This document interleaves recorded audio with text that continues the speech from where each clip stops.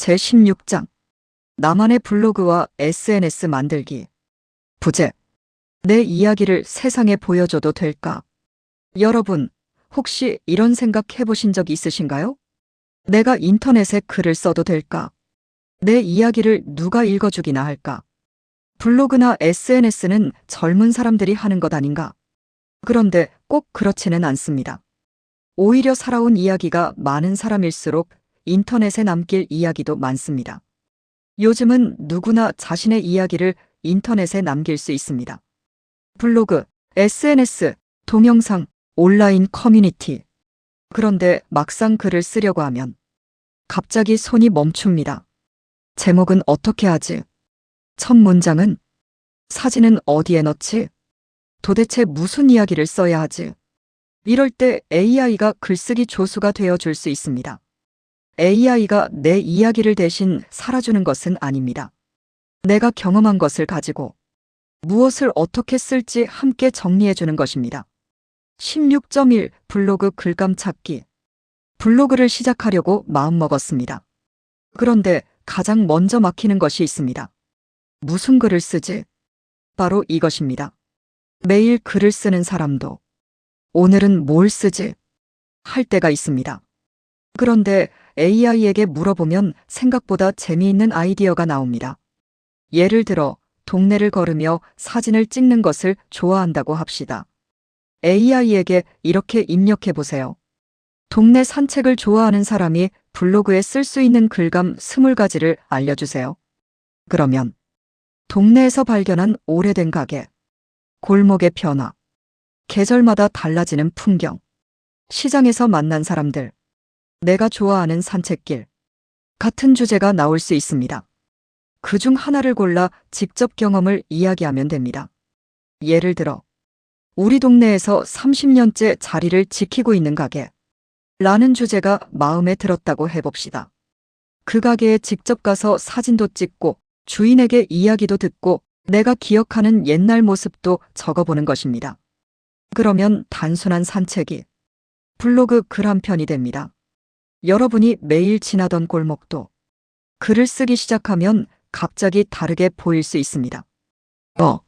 저 간판은 언제부터 있었지? 저 가게는 내가 어릴 때도 있었던 것 같은데. 글감은 멀리 있는 것이 아닙니다. 어쩌면 여러분 집 앞에 있습니다. 16.2 제목 만들기. 글을 썼는데 또 하나의 고민이 생깁니다. 제목입니다. 내용은 괜찮은 것 같은데 제목을 붙이려고 하면 어렵습니다. 이럴 때 AI에게 부탁해 보세요.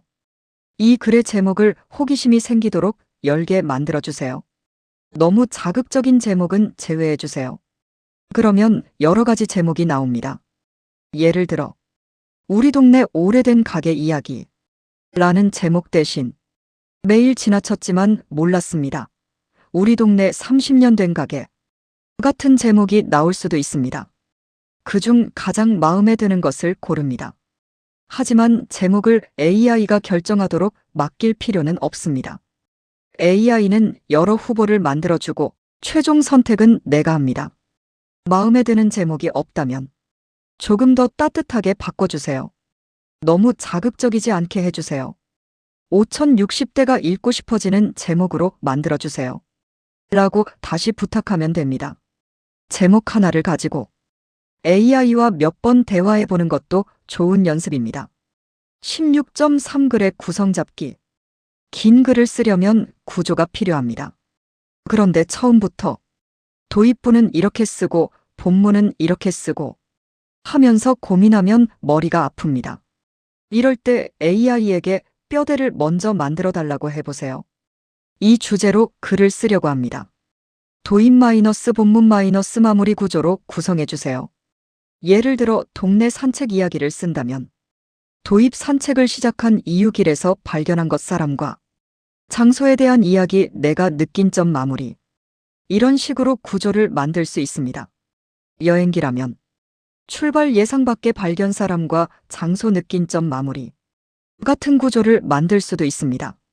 이렇게 뼈대를 먼저 세우면 글쓰기가 훨씬 쉬워집니다.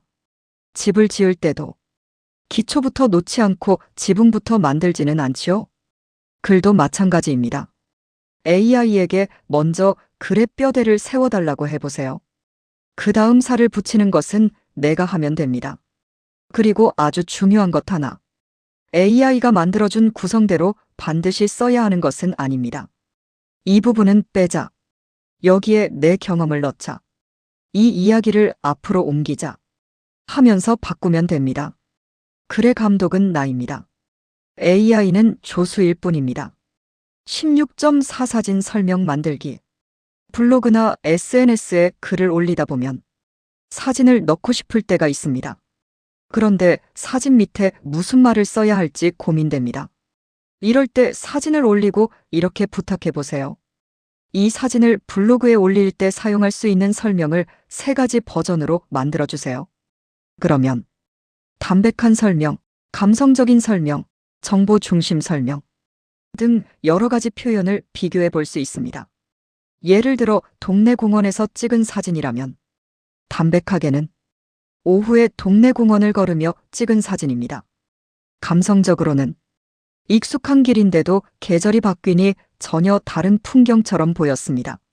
정보 중심으로는 우리 동네에서 산책하기 좋은 작은 공원입니다. 처럼 다르게 표현할 수 있습니다. 여러분은 어떤 표현이 마음에 드시나요? 바로 이런 선택을 하는 것이 중요합니다. AI가 글을 만들어주고 내가 고르고 다듬는 것입니다. 16.5 SNS 게시글 작성하기. SNS는 긴 글보다 짧은 글이 필요한 경우가 많습니다. 그래서 블로그 글과는 조금 다르게 써야 합니다. 예를 들어 이렇게 부탁해 보세요. 오늘 동네 산책에서 발견한 작은 꽃에 대한 이야기를 SNS 글로 만들어주세요. 5문장 이내로 자연스럽고 과장되지 않게 써주세요.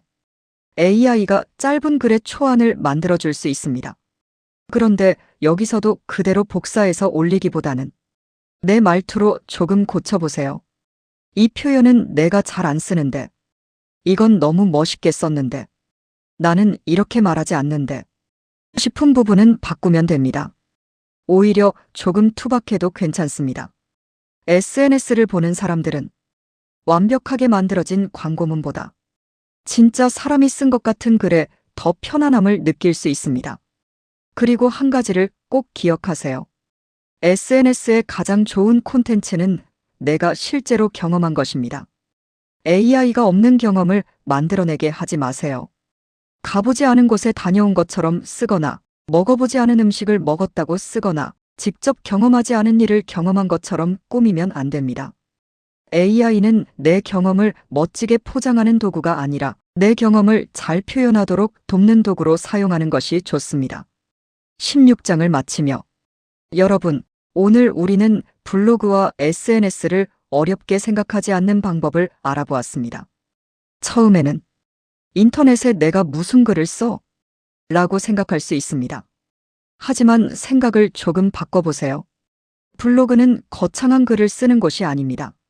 내가 오늘 무엇을 보았는지, 무엇을 먹었는지, 어디를 걸었는지, 무엇을 느꼈는지, 무엇을 배웠는지를 기록하는 공간이 될 수도 있습니다. 그리고 AI가 옆에서 도와줄 수 있습니다. 무슨 글을 쓰지? 하면 글감을 찾아주고 제목을 어떻게 하지? 하면 제목을 만들어주고 글의 순서를 어떻게 하지? 하면 구조를 잡아주고 사진 설명은 어떻게 쓰지? 하면 여러 가지 표현을 만들어줍니다. 그러니 처음부터 블로그 작가가 되려고 하지 마세요. 오늘 있었던 작은 일 하나를 기록해 보세요. 예를 들어 오늘 아침에 동네를 걷다가 예쁜 꽃 한 송이를 발견했다면 사진을 한 장 찍습니다. 그리고 AI에게 이렇게 말해보세요. 오늘 산책하다가 이 꽃을 발견했습니다. 이 사진과 내가 느낀 기분을 바탕으로 짧은 SNS 글을 만들어주세요. 그것으로 충분합니다. 사진 한 장, 짧은 글 몇 줄. 그렇게 시작하면 됩니다. 그리고 한 달이 지나면 글이 10개쯤 쌓이고 1년이 지나면 나만의 생활 기록이 한 권의 책처럼 쌓일 수도 있습니다. 생각해보면 재미있지 않습니까? 젊었을 때는 사진을 찍어도 사진관에서 인화해서 앨범에 넣었습니다. 이제는 스마트폰으로 찍고 AI의 도움을 받아 글까지 붙일 수 있습니다. 사진 앨범이 디지털 이야기책으로 바뀌는 것입니다. 그리고 그 이야기의 주인공은 유명한 사람이 아닙니다. 바로 나입니다. 오늘 여러분이 걸었던 길, 오늘 만난 사람, 오늘 먹은 음식, 오늘 본 하늘, 오늘 문득 떠오른 생각. 이런 평범한 하루가 나중에는 가장 소중한 기록이 될 수 있습니다. 그러니 너무 잘 쓰려고 하지 마세요. 먼저 기록하고 나중에 다듬으면 됩니다. AI에게 도움을 받고 내 경험을 더하고 내 말투로 고치면 됩니다. 그렇게 하나씩 쌓아가다 보면 어느 순간 나도 글을 쓰는 사람이 되었네 하는 날이 올지도 모릅니다. 지금까지 오늘도 디지털 일환의 기린쌤과 한희쌤이었습니다. 감사합니다.